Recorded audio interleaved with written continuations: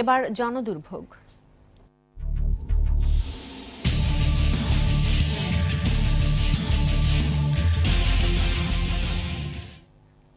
চামড়া বর্জ্যের উপচে পড়া পানি আর দুর্গন্ধে এলাকা ছাড়ছেন রাজধানী সংলগ্ন 18 গ্রামের মানুষ। বিপন্ন পরিবেশে দিন কাটাচ্ছেন সিংগাইর, সাভার ও কেরানীগঞ্জের মানুষ।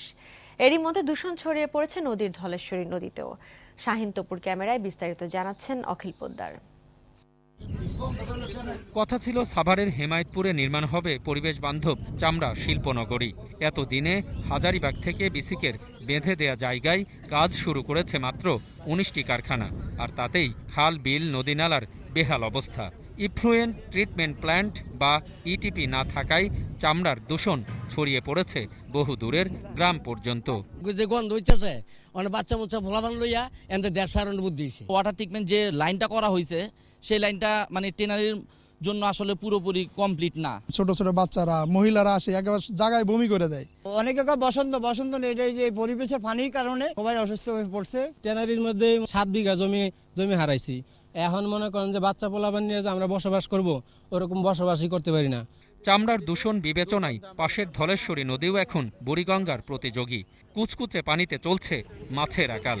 সবচেয়ে বেশি ভোগান্তিতে ঝাউচর, শ্যামপুর, হরিণধরা, মিটকা, আর্জেনপাড়া, পূর্বহাটি সহ আরও 19 গ্রামের মানুষ। সাভার থানা, কেরানীগঞ্জ থানা, সিংগার থানা, 3 পাশে পোলাপানের অসুখ বিসুখ, মশামাছি সবকিছু। এই ধলেশ্বরী নদী এই গত 1 মাস আগে 30 লক্ষ টাকার অধিক মাছ নষ্ট হয়েছে। সরকার কি বলছে? পরিবেশ বান্ধব থাকবে। হ্যাঁ, আজকে পরিবেশ কি, পরিবেশের কি এই নমুনা? এখন এটার ব্যবস্থা যদি সরকার না করে তাহলে তো মহাবিপদ হবে। ইটিপি ছাড়াই কেন চলছে চামড়া প্রক্রিয়া? প্রশ্ন ছিল মালিকদের কাছে। সিটিপি সম্পন্ন করে দিয়ে এখান থেকে ট্যানারিগুলো আপনার অপারেশন শুরু করা দরকার ছিল সাভারে, কিন্তু বেসিক ভুল তথ্য দিয়ে আপনার জাতিকে বিভ্রান্ত করেছে, সরকারকে বিভ্রান্ত করেছে যে তারা 2টা মডেল তৈরি করেছে, কিন্তু ট্যানারি মালিকরা যায় না বিধায়, বর্জ্য পায় না বিধায় মেশিনারিজ নষ্ট হচ্ছে। এলাকাবাসী বলছেন ইটিপি তৈরি না করে হাজারীবাগ থেকে আর কোনো কারখানা হেমায়েতপুরে এলে তা প্রতিহত করবেন তারা। ওয়াটার ট্রিটমেন্ট প্ল্যান্ট না থাকায় চামড়া শিল্পনগরীর দূষণ ছড়াচ্ছে সিংগাইর, সাভার, কেরানীগঞ্জ সহ আশপাশের অন্তত 19টি গ্রামে।